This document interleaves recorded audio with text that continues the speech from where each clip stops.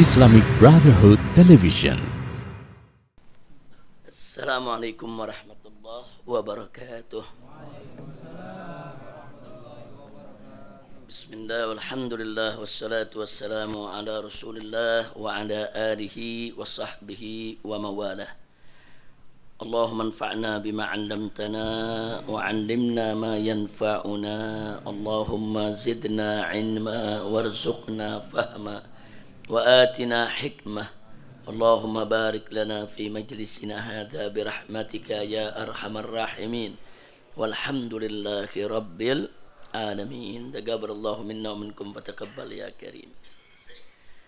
Ahlan wa sahlan wa marhaban biduyufinal kiram. Laqad syaraftumuna wa nawwartumuna wa farrahtumuna. Saraftumul makan wa nawwartumul majlis wa farahtumul qulub. Fa jazakumullahu khairal jazaa. Waffaqakumullahu lin najahi wal falahi wal istiqamah fid dini wad dunya wal akhirah. Selamat datang kepada segenap para tamu, para habaib, para kiai, para jamaah majelis-majelis dari berbagai daerah yang pada hari ini menyempatkan diri untuk silaturahim di Baitud Diyafah, di majelis pertamuan. Mudah-mudahan kumpulnya kita di tempat ini menjadi penyebab turunnya rahmat dan barakah. Sebelum kita mulai majelis pertamuan kita, terlebih dahulu kita bacakan sebuah hadis dari kitab Riyadhus Shalihin. Di majelis kali ini sudah sampai hadis yang ke-72. Jadi ada dua hadis terakhir dari babul muraqabah, hadis 72 dan 73. Kita minta kepada Habib Alwi untuk baca hadis yang ke-72 dan Habib Kamil untuk baca hadis yang ke-73. Alwi 72 dulu, mana ada mic-nya? Ya. Bismillahirrahmanirrahim. Qala al-musannif radhiyallahu ta'ala anhu wa ankum. An Abi Hurairah radhiyallahu ta'ala anhu qala qala Rasulullah sallallahu alaihi wasallam min husni islamil mar'i tarkuhu ma la ya'nih. Hadithun hasanun rawahu Tirmidzi wa ghairuh. Bismillahirrahmanirrahim. Radhiyallahu ankum. At-tasi' an Umar bin Al-Khattab radhiyallahu anhu an Nabi sallallahu alaihi wasallam qala la yus'alu ar-rajulu fima daraba imra'atahu. Rawahu Abu Dawud wa ghairuh. Ahsantuma wa buriktuma, jazakumullahu khairal jazaa. Baik ya ikhwan, barusan dua hadis sudah dibacakan. Yang pertama hadis yang ke-72 dibacakan oleh Habib Alwi bin Hasan bin Sumaid hafizahullahu taala wa ra'ah, di mana di sini disebutkan an Abi Hurairah radhiyallahu anhu. Biasakan kalau kita mendengar nama sahabat disebut, atau kita menulis nama sahabat, atau kita membaca nama sahabat Nabi, biasakan untuk taraddi. Artinya biasakan diri untuk baca radhiyallahu anhu. Nah, dibiasakan ya kawan, itu sebagai bentuk cinta dan penghormatan kita kepada para sahabat Nabi, sekaligus yaitu apresiasi dan balas jasa kita atas jasa-jasa yang mereka sudah berikan kepada kita sehingga Islam ini sampai kepada kita. Alhamdulillah. Jadi Abu Hurairah radhiyallahu an, nama asli beliau adalah Abdurrahman ibn Sakhr. Beliau punya kunyah adalah Abu Hurairah.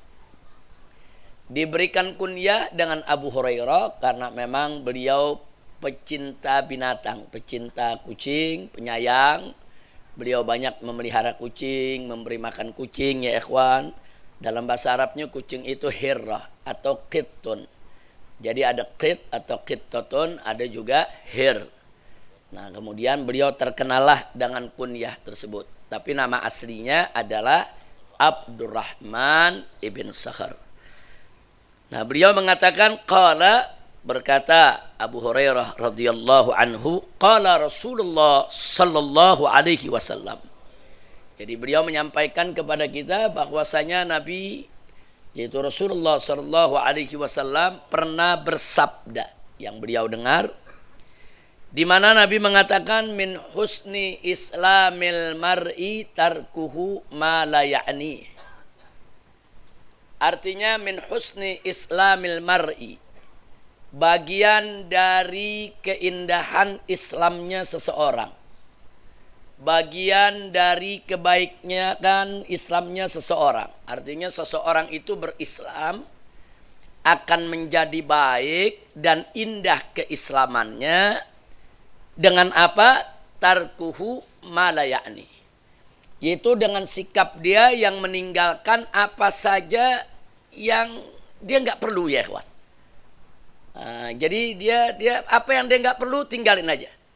Jadi nggak usah terlalu terlalu banyak tanya, mau tahu urusan orang, saudara, terlalu banyak nyelidik, pengen tahu rahasia orang. Nah, itu bukan bagian dari Islam yang bagus, bukan. Islam yang bagus itu jangan ngorek-ngorek mau tahu urusan orang, ya kawan. Kalau dalam bahasa Arabnya fuduli, fudul, mau tahu aja urusan orang, ya kawan. Kalau bahasa Indonesianya peduli. Peduli itu dari fuduli, cuma terjadi pergeseran makna. Nah, peduli bahasa Indonesia, bahasa Arabnya fuduli. Jadi sebetulnya kata peduli itu berasal dari kata bahasa Arab, hanya saja terjadi pergeseran makna. Nah, apa pergeseran maknanya? Fuduli dalam pengertian bahasa Arab tadi itu orang yang pengen mau tahu aja urusan orang. Nah, sehingga artinya negatif, nggak bagus. Tapi kalau peduli dalam bahasa Indonesia artinya bagus. Peduli artinya perhatian, mau tahu dalam pengertian mau bantu orang. Nah, kalau itu artinya bagus, ya kawan. Nah, tapi kalau fuduli dalam bahasa Arab artinya yang nggak baik, dia selalu mau tahu urusan orang. Kalau kita mau tahu dalam hal yang positif boleh. Kita punya tetangga, mau tahu makan apa enggak ini hari. Nah, itu boleh. Nah, dengan tujuan apa? Kalau dia nggak makan, kita bantu. Kita kasih dia makan, kita kirimkan makanan. Nah, kalau begitu boleh, ya kawan. Itu mau tahu yang positif. Tapi kalau cuma sekedar mau tahu isi kantong orang berapa, gajinya berapa, urusannya bagaimana, yang nggak ada urusannya sama kita, itu sifat yang nggak bagus, itu sifat yang jelek, tinggalkan jauh-jauh. Makanya tadi Nabi mengatakan min husni islamil mar'i. Nah, itu diantara bagian daripada indahnya atau bagusnya Islamnya seseorang, dia tinggalkan apa-apa yang dia tidak perlu. Nah, mudah-mudahan kita termasuk golongan ini, ya kawan. Nah, jadi belajarlah untuk jangan mau tahu aja urusan orang, kecuali kita hanya ingin tahu apa yang penting. Penting buat diri kita, penting buat keluarga kita, penting untuk urusan perjuangan agama kita, penting untuk umat. Hal-hal yang penting buat Islam, buat ibadah, silakan kita cari tahu. Tapi kalau nggak ada urusannya dengan kita, apalagi urusan dunia, nggak usah kita mau tahu urusan orang. Insya Allah. Nah, dengan demikian insya Allah kita akan menjadi seorang muslim yang baik. Hadis ini dikatakan oleh Al-Imam Tirmidzi hadisun hasan. Hadis ini nilainya hasan. Jadi nilai hadis itu ada sahih, ada hasan, ada dhaif. Ya, kawan. Hadis sahih itu apa? Hadis sahih itu kalau memenuhi syarat. Apa syarat-syaratnya? Yang pertama, ittisalus sanad. Yang pertama, sanadnya bersambung. Jadi kalau sanadnya nggak bersambung, itu bukan hadis sahih. Hadis sahih itu syarat yang pertama, sanadnya bersambung. Maksudnya bersambung, Imam Bukhari dapat dari siapa? Dari gurunya, gurunya dapat dari gurunya, gurunya dapat dari gurunya, terus sampai nyambung kepada Nabi Muhammad sallallahu alaihi wasallam. Nah, kalau sanadnya bersambung dari hulu sampai ke hilir, dari atas sampai ke bawah, itu syarat pertama hadis sahih. Nah, hadis sahih ada syarat yang kedua. Syarat yang kedua adalah adlur rawi. Nah, apa arti adlur rawi? Perawinya orang baik. Nah, perawinya tidak terbukti berbohong, tidak terbukti ninggalin sholat, tidak terbukti mencuri. Jadi secara umum dia adil. Nah, pengertian adil itu dia orang baik. Secara umum orang tahu dia baik. Dia nggak punya celak tuh, dia mencuri, main judi, berzina, nggak ada. Jadi selama orang itu baik, sholat gak tinggal, puasa Ramadan jalan, semuanya baik, nggak pernah ngebohong dalam riwayat, saudara, maka itu syarat hadis sahih. Tapi kalau perawinya terbukti pernah ngebohong, terbukti bikin dosa besar nggak pernah taubat, maka hadisnya tidak akan dinilai sahih, ya ikhwan. Nah, jadi sekali lagi itu syarat yang kedua. Nah, syarat yang ketiga adalah dhabtur rawi. Apa itu dhabtur rawi? Saudara, kekuatan hafalannya. Nah, jadi hadis itu bisa menjadi sahih kalau seseorang itu punya hafalan yang kuat. Hafalan hadisnya kuat. Dia kalau meriwayatkan hadis tuh betul-betul sesuai dengan apa yang disampaikan oleh Nabi. Dia nggak tambah, dia nggak kurangin. Jadi hafalan itu betul-betul kuat. Begitu Nabi bicara, begitu dia sampaikan. Nah, nggak ada tuh lupa-lupa tuh di tengah, nggak ada. Oh, ini kelihatannya begini, apa begitu, lupa, nggak. Pokoknya kalau orang udah banyak lupa, hadisnya nggak sahih, ya ikhwan. Nah, jadi hadis yang sahih itu hafalannya harus kuat. Jadi bukan sekedar hafal Quran, tapi juga hafal. Dia punya hadis yang diriwayatkannya, hafaz perawinya, dia ingat dia dapat dari siapa, gurunya dapat dari siapa. Nah, jadi kekuatan ingatan itu sangat berperan di dalam nilai sahih suatu hadis. Yang keempat, saudara, yaitu as-salamah minas sudus. Syarat hadis sahih itu, hadis itu jangan bertentangan dengan riwayat yang lebih kuat. Jadi kalau ada hadis lain, perawinya lebih hafal, perawinya lebih matang, sanadnya lebih mantap, saudara. Nah, tahu-tahu yang ini meriwayatkan katanya A, yang lebih kuat itu meriwayatkan B. Nah, maka yang A tadi, yang kalah kuat, itu disebut syadz. Nah, disebut syadz. Nah, padahal sanadnya udah bersambung. Padahal perawinya juga udah bagus. Nah, ini udah memenuhi dua syarat jadi hadis sahih. Perawinya udah bagus, saudara, adil, perawinya juga bagus, hafalannya kuat, sanadnya juga udah nyambung. Tiba-tiba yang keempat, riwayat dia bertentangan dengan riwayat yang lebih kuat. Nah, kalau bertentangan dengan yang lebih kuat, maka dia tidak memenuhi sebagai hadis sahih. Itu disebut hadisun syadz. Nah, yang kelima, syarat hadis sahih itu as-salamah minal ilal. Dia mesti selamat dari kejanggalan atau keganjilan. Periksa nih, sanad bagus, perawi soleh bagus, hafalannya juga kuat. Dia nggak ada bertentangan dengan hadis yang lain yang lebih kuat, tapi ada janggal, ada sesuatu kayak nggak masuk di akal, atau sulit dijabarkan, atau kayaknya janggal. Ini hadis kelihatannya sahih tapi ada keganjilan, ya ikhwah. Nah, keganjilan sedemikian rupa itu juga bisa membuat hadis tidak sahih. Nah, cuman saya mau ingatkan, kalau tadi yang nomor 1, 2, 3, 4 itu gampang dicari. Para penuntut ilmu yang mempelajari ilmu hadis itu gampang dapatnya. Khusus yang kelima, ini hanya yang mutqin yang bisa tahu. Hanya ulama-ulama yang betul-betul hidupnya pagi, siang, sore, malam sama hadis, ya. Yang memang bergelutnya sama hadis sudah. Nah, pokoknya kalau zaman sekarang dibilang apa? Hadis mania. Jadi kalau udah bergelutnya sama hadis, juga tahu udah seluk-beluk hadis, dia hafalannya juga udah hebat, biasanya yang begini, yang bisa nemuin keganjilan suatu hadis. Memang yang kelima ini agak sulit, nggak gampang ditemukan sama orang-orang biasa. itu biasanya ditemukan oleh ulama-ulama khusus yang memang betul-betul mutqin, betul-betul tekun, dalam dia punya ilmu ya ikhwan, dan memang udah pengalaman. Dia punya basirah. Jadi bukan saja dia punya mata kepala, tapi dia juga punya mata hati. Nah biasanya yang begini yang bisa mendapatkan ilah-ilah tersebut. Nah kalau kita penuntut ilmu biasanya tinggal nikmatin aja. Nah, nanti si ulama bicara, ini hadis sebetulnya bagus, tapi ada kejanggalannya. Kejanggalannya begini. Dia kupas dengan ilmunya ya ikhwan. Nah kalau kita nerimanya udah mateng. Nah jadi itulah 5 syarat. Jadi kalau hadis itu hadisnya nyambung sanatnya, adil perawinya, maksudnya adil itu orang baik, kemudian kuat, dia punya hafalannya, tidak bertentangan dengan riwayat yang lebih kuat, dan tidak ada illah, tidak ada suatu keanehan, kejanggalan, keganjilan dalam hadisnya, maka hadis tersebut nilainya hadis sahih. Nah terus kalau hadis hasan, nah hadis hasan syaratnya sama.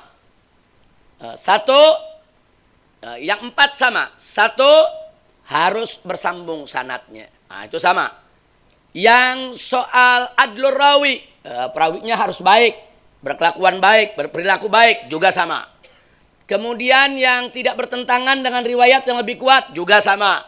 Kemudian tidak ada keanehan, keganjilan, kejanggalan, tidak ada ilah, juga sama. Nah yang bedanya di kekuatan hafalan. Jadi biasanya kalau yang hadis sahih, hafalannya lebih kuat. Encer udah dia punya hafalan ya ikhwan. Nah kalau yang hadis hasan, hafalannya sedikit dibandingkan yang sahih ya ikhwan. Nah, tapi baik hadis sahih maupun hadis hasan sama-sama kuat. Baik hadis sahih maupun hadis hasan sama-sama wajib dijadikan dalil. Bukan boleh ya, bukan boleh dijadikan dalil. Kalau boleh dijadikan dalil, berarti boleh juga nggak dijadikan dalil. Nah, hadis sahih itu wajib dijadikan dalil. Baik itu nilai sahih dan hasan, 2 saudara, baik itu dia nilainya mutawatir atau nilainya ahad atau nilainya masyhur, aziz, gharib, itu istilah-istilah ilmu hadis. Pokoknya selama dia sahih atau dia hasan, wajib dijadikan dalil. Baik dalam urusan akidah maupun dalam urusan syariat, dalam urusan hukum, dalam urusan fikih, ataupun dalam urusan akhlak. Jadi 3 ini, akidah, syariat, akhlak, saudara, dia berdiri atas dasar hadis-hadis yang sahih dan hasan. Jadi hadis sahih dan hasan wajib dijadikan dalil. Nah yang ketiga, hadis dhaif. Nah kalau hadis dhaif apa? Hadis yang enggak memenuhi 5 syarat tadi, saudara. Nah, jadi bisa jadi ini ada 5 syarat. Syarat yang 4 dia penuhi, yang 1 enggak. Udah dhaif tuh. Kalau 5-5-nya dia enggak penuhi, wah parah. Dia punya dhaifnya ya, ikhwan.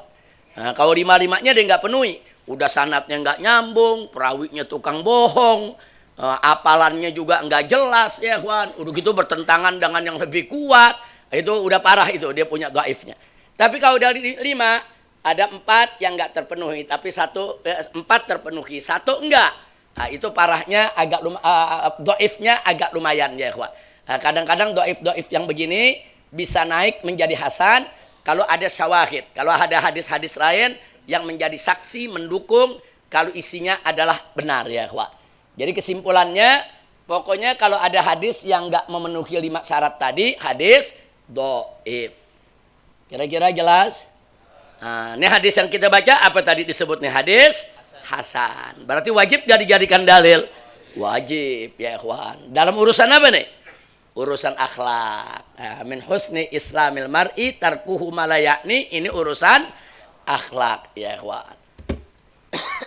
Tadi sudah kita katakan, baik dalam akidah maupun syariat maupun akhlak, hadis sahih dan hadis hasan wajib dijadikan dalil. Lalu bagaimana hadis dhaif? Kalau dhaifnya parah, nggak boleh dijadikan dalil. Kalau dhaifnya parah, ya ikhwan. Jadi kalau udah parah, udah dhaifnya, udah jangan dijadikan dalil ya ikhwan. Nggak boleh kita jadikan dalil dalam hal apapun. Baik. Kalau dhaifnya tidak parah, saudara, seperti tadi tuh ada dhaifnya masih bisa ditolerir. Nah hadis-hadis dhaif semacam ini di kalangan ahlus sunnah wal jamaah masih boleh dijadikan dalil dalam urusan manaqib dan fadhailul a'mal. Tapi kalau dalam urusan akidah nggak boleh. Dalam urusan hukum halal haram nggak boleh ya ikhwan. Dalam urusan yang prinsip nggak boleh. Hadis dhaif dijadikan dalil nggak boleh. Tapi kalau dalam manaqib itu seperti keutamaan Nabi dan para sahabat ya ikhwan, atau bab fadhailul a'mal, tentang amalan-amalan sunnah ya ikhwan, ada hadisnya tapi lemah.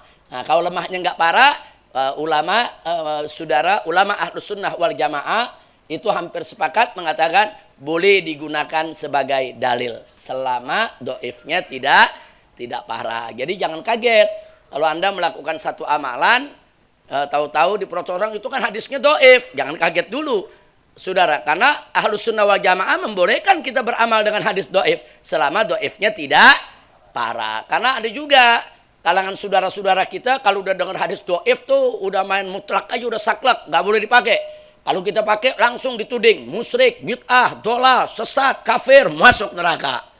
Nah, repot ya ikhwan. Padahal ahlus sunnah nggak begitu.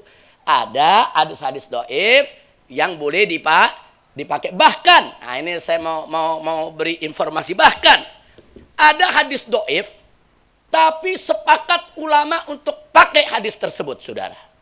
Ini menarik, padahal hadisnya dhaif. Seperti hadis apa? Seperti hadis pada saat Nabi bertanya kepada Mu'adz ibn Jabal waktu ditugaskan ke Yaman. Ya Mu'adz, engkau di Yaman, bagaimana cara engkau menghukum nih di tengah-tengah masyarakat cara memimpin? Mu'adz jawab, ya aku berpegang kepada kitab Allah.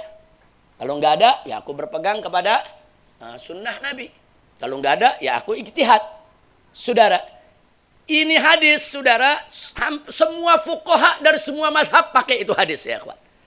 Padahal hadis tersebut dhaif. Tapi hadis ini menariknya talaqahul, yaitu bil al ummah wal ulama bil qabul. Tapi hampir semua ulama dan umat semua nerima itu hadis ya kawan. Nah, sampai-sampai itu hadis dianggap sebagai hadis sahih, padahal hadis dhaif. Tapi dipakai oleh semua. Bahkan yang teriak-teriak hadis dhaif, yang nentang hadis dhaif ikut pakai juga tuh hadis ya kawan. Kita kalau buka ilmu usul fikih tuh hadis ada. Kita bicara soal ijtihad tuh hadis ada ya kawan. Nah, ini menarik. Nah, jadi ilmu hadis ini emang unik. Ada ilmu hadis, ada ilmu fikih ini unik. Kadang-kadang ada hadis ya udah disepakati dhaifnya, tapi disepakati juga boleh dipakai ya kawan. Alhamdulillah. Nah, yang begitu-begitu kita mesti jeli. Jadi jangan dengar hadis dhaif langsung dihinakan, dengar hadis dhaif langsung diremehkan, dengar hadis dhaif ya udah nggak usah dipakai. Nggak begitu juga. Bahkan banyak hadis dhaif yang diterima oleh para ulama dari semua mazhab dan diterima oleh umat sebagai dalil seperti yang tadi kita cerita ya. Ada beberapa hadis saudara, tapi ini bukan saatnya untuk kita jelaskan. Ada sejumlah hadis yang seperti itu. Hadis itu lemah, sepakat ulama bilang lemah, tapi mereka sepakat rame-rame itu hadis dijadikan dalil ya ikhwan.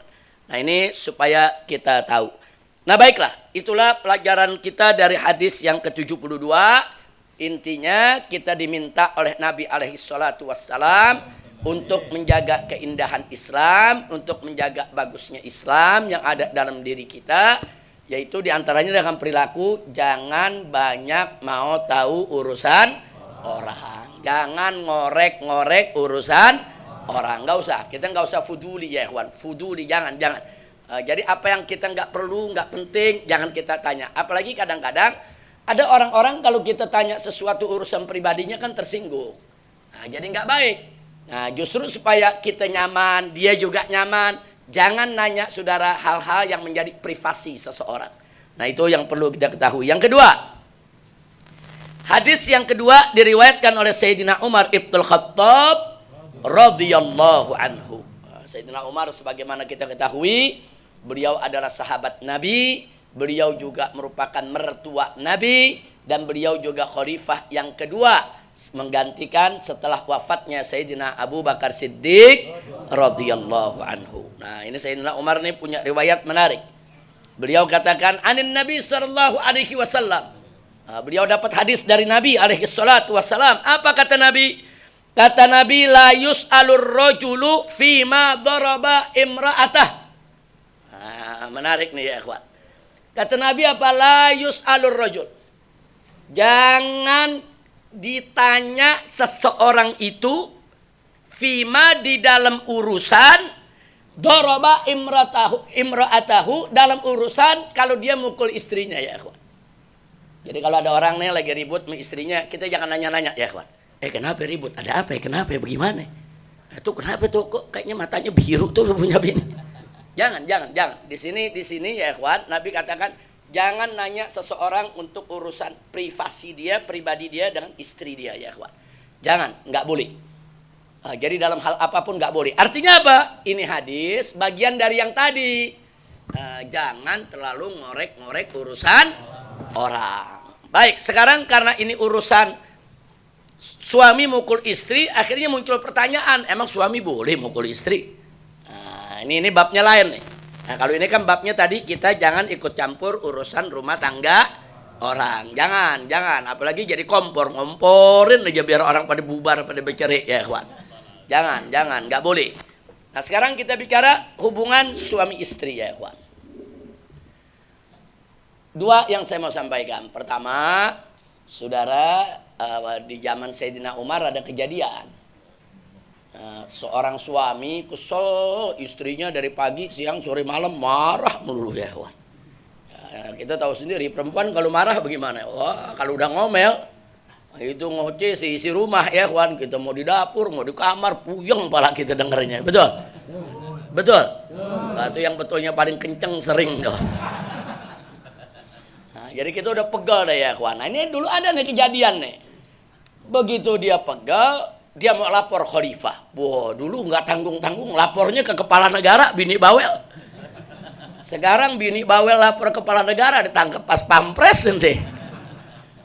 Lapornya ke Sayyidina Umar ya kawan. Berangkat dia, pokoknya dia mau laporin, dia mau minta pendapat, mesti diapain nih bininya? Apa dia ceraiin, apa bagaimana? Dia mau tahu nih, ini bininya marah-marah melulu, udah nggak kuat, udah capek, udah. Nah, datang ke rumah khalifah. Begitu datang ke rumah khalifah, sampai di halaman, dia masuk, mau ketok pintu, dia dengar ada suara dari dalam. Dia nggak jadi ketok pintu, dia dengerin, nggak tahunya khalifah lagi diomelin sama bininya. Dia lagi dengerin, khalifah lagi diomelin sama bininya, khalifah aja diem aja, bininya ngomel-ngomel lagi saudara. Akhirnya begitu dia lihat begitu, ya khalifah aja diomelin, gimana anda mau nanya? Dia mundur, nggak jadi orang ya kawan. Begitu dia mundur nggak jadi, sekelebatan khalifah dari dalam lihat kayaknya ada tamu tuh mau datang kok nggak jadi. Dia buka pintu, dipanggil, sini mau kemana? Kan mau datang, ada perlu apa? Nah, dia datang, ada perlu apa? Enggak jadi katanya. Enggak sebutin ada apa, sebutin. Enggak jadi, udah enggak. Pokoknya dia nggak mau sebutin urusannya. Enggak bisa. Kau datang pasti ada keperluan. Ditahan sama khalifah. Pokoknya kalau dia nggak sebut nggak boleh pulang. Ada apa? Apa yang bisa aku bantu? Dia ngomong begini, ngomongnya sampai cengengesan dah. Saya datang nih mau melapor. Saya di rumah tiap hari diomelin terus sama istri. Terus saya mau lapor minta pendapat. Ternyata di sini khalifah diomelin juga. Akhirnya khalifahnya tersenyum. Dia bilang, saudaraku, ya ukhayya. Dia bilang, kita punya istri ini seharian capek di rumah. Dia benahin rumah, dia jagain anak kita, dia bersihin rumah, dia masakin kita. Capek. Jadi kalau kita pulang dia ngomel, ya anggap aja dia lagi hilangin capeknya, lepas lelahnya. Jadi jangan ditanggepin, jangan. Nah, semenjak saat itu dia dengar dari Sayyidina Umar jawabannya begitu, pulang ke rumah dia nggak pernah resah lagi bininya bawel ya. Kalau bininya lagi mamel dia senyum aja ya. Ini lagi lepas lelah ini. Ini namanya lagi lepas lelah. Masya Allah, ada gak yang model begini di antara kita nih? Ayo jujur dah, ada gak? Dijawab sama jamaah, Beb nggak usah nanya. Min husni islamil mar'i tarkuhu ma la ya'ni. Habib jangan nanya-nanya, itu urusan privasi rumah tangga. Ya memang itu urusan privasi ya ikhwan. Kira-kira jelas ya. Nah, terus ada lagi satu cerita, mau cerita? Kalau tadi riwayat, yang barusan riwayat. Ya, kalau sekarang bukan riwayat, hikayat.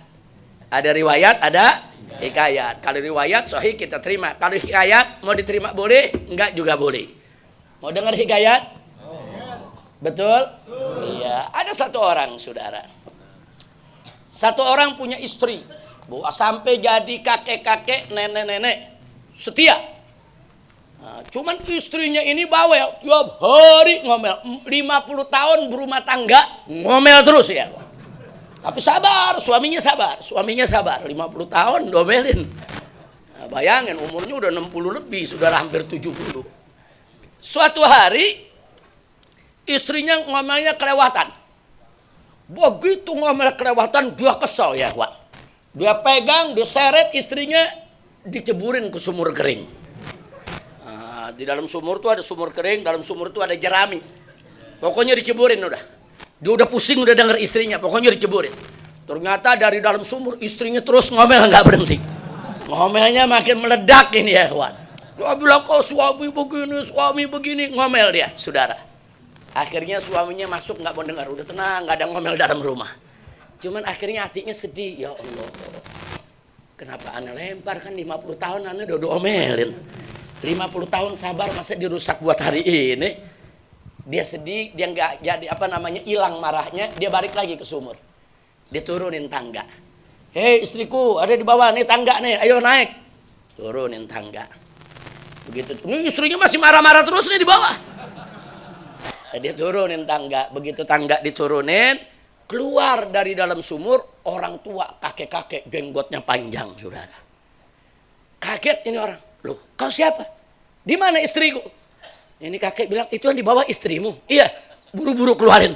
Ana udah 300 tahun tinggal di sumur, nggak pernah begini. Sekarang ada nggak betah gara-gara ada dia. Ternyata itu kakek yang keluar jin sumur yang udah tinggal di sumur 300 tahun, saudara. Yang namanya jin kan umurnya panjang. Sampai jin nggak kuat ya, kuat. Akhirnya dijawab ini orang, ya ente baru 5 menit, ana 50 tahun. Ente baru 5 menit udah gak kuat, ada 50 tahun. Akhirnya udah angkat tuh istri, angkat jangan dilempar lagi ke bawah, ada gak kuat denger bawelnya. Masya Allah, kira-kira jelas gak? Ini hikayat, ini hikayat. Tapi pelajaran apa yang bisa kita ambil? Perlunya kita sabar menghadapi istri. Sabar ya kawan, sabar. Kadang-kadang perempuan tuh ngomel biasa ya kawan. Karena memang kerjaannya di rumah nggak enteng, berat. Kita keluar dari rumah, dia yang cebokin anak kencing, dia yang cebokin, anak buang air besar, dia yang rapihin cebokin, dia yang gantiin baju, dia yang gantiin celana. Kadang-kadang tengah malam bangun, dia juga yang rapihin ya kawan, capek.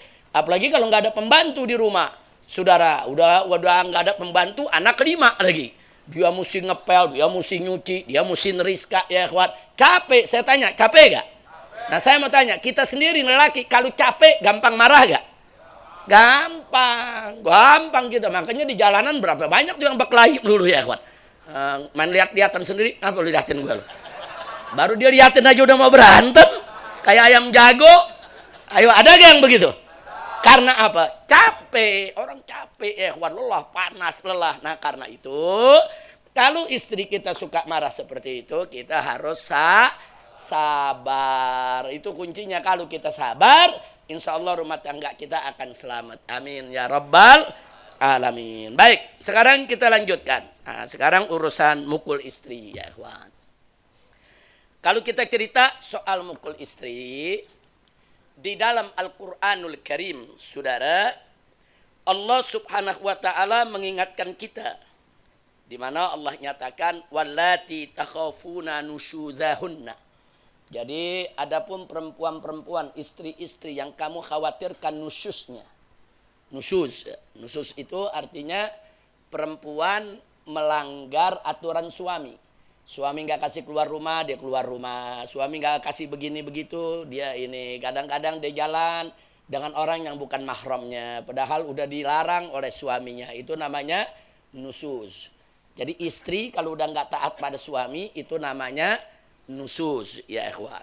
Nah berkaitan dengan nusyuz ini, saudara, itu ada dalam surat An-Nisa ayat 34. Di situ Allah menyatakan wallati takhafun. Dan Adapun perempuan-perempuan takhafuna yang kamu takutkan nusuzahunna, kamu takut kepada nususnya mereka. Mereka semakin lama nih, ini sekali mereka melanggar, 2 kali melanggar. Kita jadi khawatir, wah kalau begini gawat nih. Kalau sering keluar rumah gawat ini. Kalau ngobrol sama tamu yang bukan mahramnya gawat ini. Kita jadi khawatir ya ikhwan. Nah, apa Allah katakan? Fa'izuhunna. Nasihatilah mereka.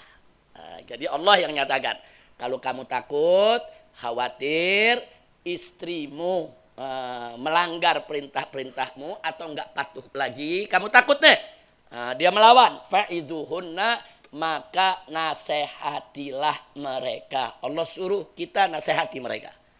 Nah, kemudian setelah itu, saudara, kalau dinasehatin enggak mempan juga, udah berulang kali, maka Allah mengatakan wahjuruhunna fil madaji'.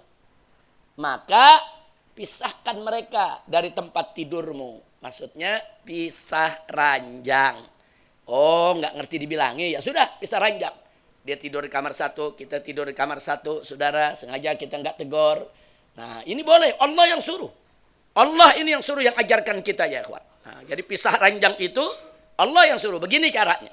Jadi nasihati dulu, nasihatin yang lembut, nasihatin yang bagus. Kalau udah nggak mempan, baru dipisah ranjang. Nah, kalau ternyata pisah ranjang juga nggak bisa, apa kata Allah? Wadribuhunna, pukul mereka. Saudara, Allah yang suruh pukul. Nah, cuman pukulan di sini ada batasannya. Nggak boleh pukul muka, nggak boleh pukul kepala, nggak boleh pukul bagian-bagian yang vital dan fatal, sensitif, nggak boleh. Apalagi mukulnya ente mukul kayak Mike Tyson lagi. Gebugin begini, gedebuk, meninjak, membanting, nggak boleh, haram, dosa, saudara. Hati-hati menganiaya istri, saudara, dengan cara-cara yang tidak syariat, dosa. Nah, jadi maksudnya pukul di sini, pukul yang satu tidak melukai, pukul yang tidak membuat dia cacat, saudara. Pukul di tempat yang tidak berbahaya. Apa dipukul pahanya, pantatnya, saudara. Pukul yang tidak berbahaya. Dan pukulannya pun harus sekedar untuk menunjukkan kita marah dan supaya dia kapok. Begitu, saudara. Nah, jangan sekali-sekali pukul muka. Pukul muka nggak boleh ya, kawan. Dalam Islam pukul muka itu nggak boleh ya, kawan. Hati-hati, pukul nih daerah muka nih nggak boleh. Karena daerah muka ini sangat muhtaram dan sangat berbahaya. Salah pukul daerah kepala, orang bisa buta, orang bisa stroke, orang bisa pingsan, orang bisa gila, orang bisa mati. Apalagi daerah sini, ini daerah-daerah kematian ini ya, kawan. Orang kalau dipukul di sini ini, orang bisa pingsan dan bisa mati kalau pukulannya berlebihan. Apalagi di daerah kepala. Bisa nanti ada yang pecah, dia punya pembuluh darahnya, nggak boleh. Kalau itu Islam tidak tolerir. Jadi sekali lagi, ya kita mendukung ada aturan kekerasan dalam rumah tangga. Memang nggak boleh ada.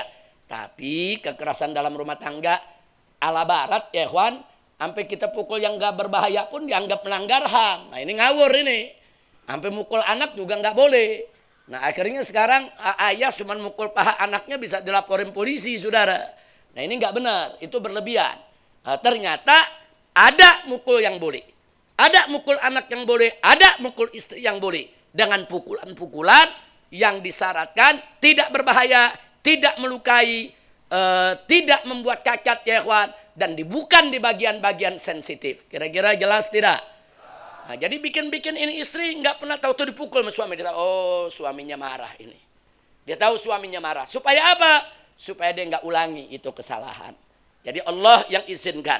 Nasihati atau pisah, setelah itu pisah ranjang, nggak mempan juga, pukul. Nah kalau ternyata akhirnya dia taat, apa kata Allah di sini saudara? Fa'in ata'nakum. Kalau mereka sudah mentaatimu, artinya udah nggak nusus lagi, saudara. Apa Allah nyatakan? Fala tabghu alaihinna sabila. Nah, kalau mereka udah taat, udah. Kamu jangan nyari-nyari jalan lagi buat ngerjain dia. Jangan. Cukup. Nah, kalau dia udah sadar, udah bagus, sayangi lagi. Jangan cari-cari jalan untuk menyusahkan dia. Subhanallah, Islam ini ajarannya luar biasa. Kita nggak boleh bikin susah istri kita. Silakan nasihati, silakan pisah ranjang, silakan dipukul dengan syarat-syarat yang sudah kita sebutkan tadi. Kalau dia udah taat, ya sudah cukup. Bahkan kalau nasehatin udah taat, ya selesai. Nggak usah pisah ranjang lagi. Itu pisah ranjang kalau masih nggak ngerti, saudara. Tapi selama dia ngerti, nasehatin sekali, ngerti. Dipelototi sekali, ngerti. Dibentak sekali, ngerti. Cukup. Jangan lebih dari itu, saudara. Karena Allah sendiri yang menyatakan barusan. Fa'in ata'nakum, kalau mereka sudah taat kepada kamu, maka kata Allah apa tadi? Fala tabghu alaihinna sabila. Jangan kamu nyari-nyari jalan lagi untuk menyusahkan mereka. Nah, jadi inilah ajaran Islam. Alhamdulillah, begitu indah, begitu bagus. Jadi saya ingatkan semua yang ada di sini, saudara, jangan sekali-sekali kita menyusahkan istri, menyiksa istri, melakukan kekerasan dalam rumah tangga kepada istri. Enggak boleh. Kepada anak pun juga enggak boleh ya kawan. Kita jaga mereka dengan baik. Nabi mengatakan dalam satu hadis, khairukum li ahlikum. Sebaik-baiknya orang daripada kamu semua adalah orang yang paling baik kelakuannya terhadap keluarganya. Siapa Anda yang baik kepada keluarga? Saudara, itulah orang Islam yang terbaik ya kawan. Di hadis yang lain Nabi katakan, khairukum linisaikum. Orang yang terbaik di antara kamu adalah yang paling bagus perlakuannya terhadap istri-istrimu. Jadi siapa yang perlakuannya baik kepada istri, siapa yang perlakuannya baik kepada anak, maka dia adalah orang tua yang baik. Alhamdulillah. Nah, saudara, nah ini yang perlu kita tahu. Apalagi kepada kedua orang tua. Kedua orang tua, apalagi kalau mereka sudah lanjut usia. Nah, hati-hati. Fala taqul lahuma uff. Jangan sekali-kali kamu mengatakan uff kepada mereka. Kalau ngomong aja nggak boleh, apalagi mukul. Kalau ngomong aja nggak boleh, apalagi menyiksa, menganiaya. Kalau ngomong aja nggak boleh, apalagi menelantarkannya. Nah, karena itu sekali lagi yuk kita jadi orang baik di dalam rumah tangga kita. Junjung tinggi di atas kepala ayah dan ibu kita. Apalagi kalau mereka sudah lanjut usia. Dan perlakukanlah istri dan anak-anak kita dengan baik. Bicara tentang istri kan kalau kita lagi akad nikah, bagaimana sang walinya mengatakan kepada kita, ya fulan bin fulan, uzawwijuka mahtubataka ala ma amarallahu bihi min imsakin bima'ruf au tasrihin bi ihsan. Luar biasa. Fulan bin fulan, aku nikahkan kamu dengan tunanganmu, dengan putriku. Katakan, kita sebutin fulan bin fulan. Dengan syarat apa? Alama amarallahu bihi, sesuai dengan perintah Allah, min imsakin bima'ruf. Kau pegang dia, jadikan istri dengan baik, au tasrihin bi ihsan, atau lepas dengan baik. Jadi kalau kita sudah nggak cocok dengan istri, jangan disiksa istri. Kalau udah nggak cocok dengan istri, jangan istri kemudian dianiaya. Kalau udah nggak cocok dengan istri, saudara, ya kita kembalikan ke orang tuanya. Kita ambil dia baik-baik, kita kembalikan juga secara baik-baik. Saudara, Islam itu simpel. Kau berhubungan baik dengan istrimu, kau masih suka, kau masih senang, kau bahagia, pegang, layani. Jaga itu istri dengan baik. Kalau kau udah nggak cocok, kalau kau udah nggak bahagia, kalau memang udah nggak ketemu, udah ribut melulu, ya pisah secara baik-baik. Indah itu ajaran Islam. Jadi nggak usah berkelahi, nggak usah saling ngancam, nggak usah saling membunuh, saudara. Jangan, udah nggak cocok, pisah secara baik-baik. Itulah ajaran Islam. Jangan begitu udah nggak cocok sengaja, kita udah benci, malah kita nggak ceraiin, malah kita siksa, malah kita gebugin, malah kita siksa, malah kita bikin susah, malah kita nggak kasih dia nafkah. Dosa ya kawan, nggak boleh. Udah nggak suka, kembalikan ke rumah orang tuanya secara baik-baik. Nah, itulah ajaran Nabi kita Muhammad Sallallahu Alaihi Wasallam. Mudah-mudahan yang hadir sini semua diberikan istri yang baik, istri yang solehah. Mudah-mudahan rumah tangganya sakinah, penuh mawaddah warahmah, dan dikaruniakan anak keturunan yang solihin dan solehat. Amin ya rabbal alamin. Nah, itu saja yang bisa kita sampaikan pembacaan hadis.